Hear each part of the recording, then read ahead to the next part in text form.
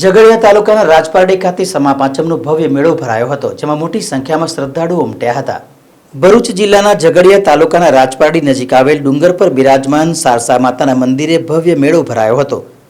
દર વર્ષે ભાદરવા સુદ પાંચમ એટલે કે સમા પાંચમના દિવસે સારસા ડુંગરે ભવ્ય મેળો ભરાય છે। આ મેળો રાજપારડીથી નગરથી લઈને સારસા માતાના મંદિર સુધી વિસ્તરે છે।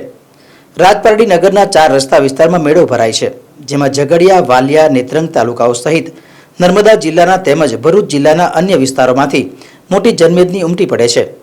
સારસા ડુંગર ઉપર સારસા માતાનું મંદિર હોવા ઉપરાંત રાજપારડીથી થોડે દૂર પણ સારસા માતાનું મંદિર આવેલું છે। આજે ભરાયેલ મેળામાં મોટી સંખ્યામાં લોકો આવ્યા હતા।